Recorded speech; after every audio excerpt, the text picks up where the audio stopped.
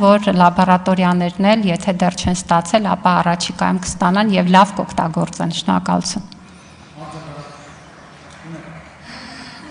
Ծափարություններ։ Մենք ենք ձեզ ծափարում։ Շնորհակալություն Գառնիկ Դանիելյան, համեցեք պարոն Դանիելյան։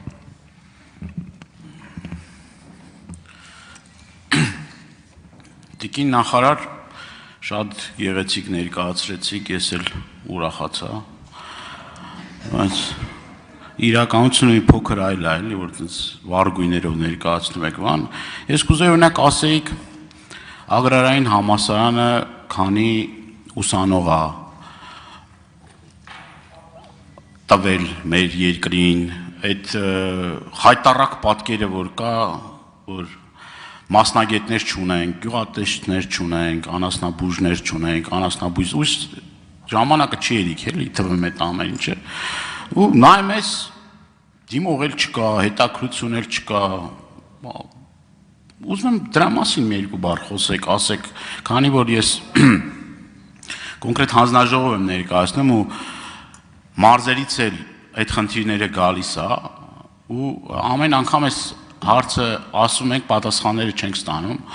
ու հետո ասում ենք, բա մեր գյուղատնտեսությունը պիտի զարգանա, ո՞նց է զարգանալու այդ գյուղատնտեսությունը, եթե մասնագետներ չի տալիս։ Երբ որ այն գյուղացին մնում է առանց անասնաբուժի եւ այդ պարտականությունները, չգիտեմ, ով է կատարում։ Ու սենց էլի բավականին լուրջ հարցեր կան այդ ոլորտում, ժամանակս չի թվի ասեմ եւ հաջորդ հարցը էլ հետեւյալն է, էլի։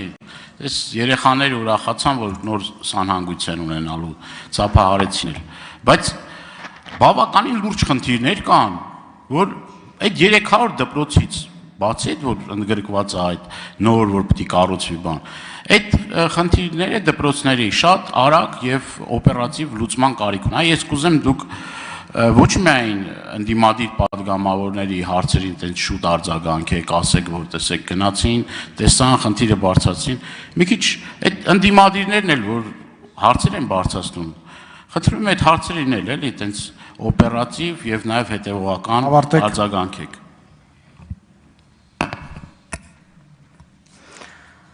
Պարոն Դանիելյան, կարծում եմ, որ պետական մարմնի օպերատիվ եւ հետեւողական արձագանքը պիտի կապ չունենա այն փաստի հետ, թե ով է դիմողը, դա պետական մարմնի պարտավորությունն է, հետեւաբար ձեր ենթատեքստը ուղղակի հասկանալի չի ինձ, ինչ վերաբերում է դպրոցների շուրջ աշխատանքին, կառավարության զեկույցը հրապարակվեց այս տարի, մենք հատուկ այս տարի ընդգրկել էինք նաև այդ ցուցանիշը, որպեսզի պարզ դառնա, որ մենք ոչ միայն աշխատում ենք 300 դպրոցների ուղղությամբ, այլ մեր ուշադրությունը բոլոր դպրոցների ուղղությամբ է եւ զեկույցը, որ բացեք, այնտեղ մի ցուցանիշ կա գրված, որ մենք նախորդ տարի շուրջ 500 դպրոցում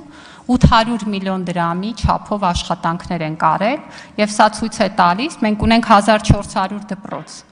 Եվ սա ցույց է տալիս, որ մեր դպրոցական համակարգի գերակշիռ մեծամասնությունը նախորդ տարի պետական աջակցություն է ունեցել կապիտալ որևէ խնդիր լուծելու։ Իհարկե այն դպրոցները, որոնք որ դպրոցաշինության ծրագրում են, այդտեղ մենք անում ենք ամբողջական աշխատանք, բայց բոլոր մյուս դպրոցներն էլ մեր ուշադրության տակ են, եւ ես պատասխանելով նախորդ հարցին նշեցի, որ հատուկ մեխանիզմ ունենք արագ արձագանքման ֆոնդ։ Եթե որևէ դպրոց ունի հրատապ կարիք, հիմա օրինակ վերջին օրերին այդ տեղի ունեցած քամու եւ պտտահողմի պատճառով ապարանում 3 դպրոց ունենք, որոնց տանիքները վնասվել են։ Բնականաբար այդ տանիքների ուղղությամբ հատկացումներ են արվելու եւ այդ խնդիրները լուծվելու են։ Մենք ամեն նման դեպքից հետո երևի պիտի գանք եւ ասենք, այ գիտեք, ապարանի այս դպրոցի տանիքը նորոգեցինք, բայց մենք գերադասում ենք այդ աշխատանքը անել, մարդիկ գնան եւ այդ պայմաններում իրենց աշխատանքն ու կրթությունը իրականացնեն, ոչ թե ամեն օր տարփողենք այն աշխատանքի մասին, որը մեր գործի մասն է։ Ինչ վերաբերում է ագրարային համալսարանին, ես կարծես հենց իմ խոսքի մեջ նշեցի, որ բարձրագույն կրթության համակարգում գերակա ուղղություններով կրթաթոշակ ենք դրել եւ նախորդ տարի այդ ուղղություններով գերակա մասնագիտություններով 220 ուսանող է ընդունվել ագրարային համալսարան։ Ամսական 70,000 դրամ կրթաթոշակ են ստանում երկրորդ տարվանից սկսած իհարկե առաջադիմության շեմի գործադրմամբ։ Մենք ագրարային համալսարանում միանգամից մի քանի ծրագրեր ենք մեկնարկել, այդ թվում մասնավորի հետ համագործակցությամբ, ֆրանսիական կողմի հետ ենք սերտորեն աշխատում եւ հիմա ֆրանսիական հեղինակավոր բուհի հետ նաեւ agrarային համալսարանի ուրեմն համատեղ գործակցության ծրագրով ենք առաջ գնում, որը թույլ է տալու, որ միջազգային մրցունակ մակարդակի ուրեմն գյուղատնտեսության մասնագետներ ունենանք, բայց ես նաեւ ձեզ մի բան պիտի ասեմ։ Agrarային ոլորտի մասնագետները միայն բուհական կրթությամբ չէ, որ պիտի լինեն։ Եվ քոլեջային կրթության այն ցուցանիշները, որ ես նշեցի, 15000 ուսանողներ, որոնք ընդունվել են անցյալ տարի։ Եվ այստեղ էլ 50000 դրամ կրթաթոշակը գործում է նաև գյուղատնտեսության ուղղությամբ եւ մենք այնտեղ անգամներով աճ ունենք երեխաների թվի, որոնք ընդունվում են սովորելու են մասնագիտությունները, որոնք հետագայում կարող են կիրառել։ Եվ այսօր էլ ունենք իրավիճակ, որ agrarային համալսարանի շրջանավարտները ուսումնառության ընթացքում աշխատանքի են անցնում։ Արձագանքեք մնացածը, եթե ինչ-որ բան բաց մնաց կպատասխանեմ։ Տիկին Անդրեասյան, ես կուզեմ կոնկրետ թվերով ասեք, այսքան մասնագետ ա եղել, դե կլինի այդ քոլեջներից, կլինի այդ agrarայինից, ինձ համար այդքան էլ էական նշանակություն չունի, այդ մեկ, երկրորդը ինչի համար եմ ասում, որովհետև ես ամիսներ առաջ ձեզ դիմել էի կոնկրետ խնդրանքով, ժամանակս չի հերիքի, ասեմ, խնդրանքը ինչ էր, կապված մեր սպորտսմենների հետ, եւ մինչեւ հիմա դրա պատասխանն չեմ ստացել, այսինքն փորձել եմ ձեզ հետ կապնվել, էլի չի եղել, նենց չի որ հենց նենց ենք ասում, հիմքեր կան ասելու։ Եվ այդ հաջորդ հարցս հետեւյալն է, արդյոք ձեր ձեռքի տակ կան տվյալներ, թե մեր ուրեմն մանկավարժներից որ ինչքան տոկոսն է, որ օրինակ մինչև 120,000 դրամ է ստանում, ինչքանն է ավերստամ, եթե ես չեմ լսել, խնդրում եմ ներեք ինձ, բայց եթե հնարավոր է, մի հատ հնչեցրեք էլի այդ թվերը, ուսուցիչների աշխատավարձի թվերը, որովհետև որ շփվում ես ուսուցիչների հետ, մեծամասամբ ասում են մենք առավելագույնը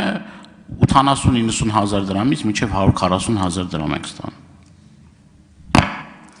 Պարոն Դանելյան, մի հարցի մեջ մի քանի հարց եք տալիս, ժամանակն էլ շատ սահմանափակ է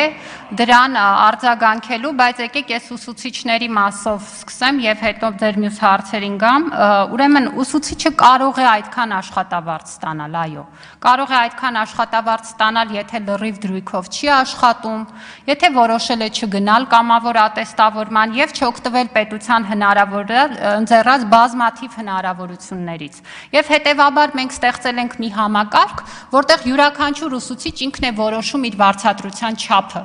որտեղ ուսուցչի մասնագիտությունը առաջին հերթին մեր երեխաների կրթության մասին է, եւ պետությունը պիտի լավ վարձատրի այն մասնագետին, որի պարագայում վստահ է, որ այդ մասնագետը լավ կրթություն է տալիս մեր երեխաներին։ Սա արդար համակարգ է։ Ուսուցիչները մասնակցում են պետության ստեղծած գործիքակազմին եւ ստանում են այն վարձատրությունը, որին արժանանում են։ Ու այդ հնարավորությունը կա բոլորի համար եւ իմ բերած թվերը դա են ցույց տալիս։ Այս տարի կամավոր ատեստավորմանը մասնակցած ուսուցիչների շուրջ 80%-ը հաջողությամբ է հաղթահարել ատեստավորումը։ Նրանք պատրաստվում են, նոր են գալիս։ Եվ այս աշխատավարձերը շատ իրատեսական են այն մարդկանց համար, ովքեր աշխատում են իրենց վրա։ Ուսուցիչը այլ կերպ չի կարող լինել։ Մնացած հարցերը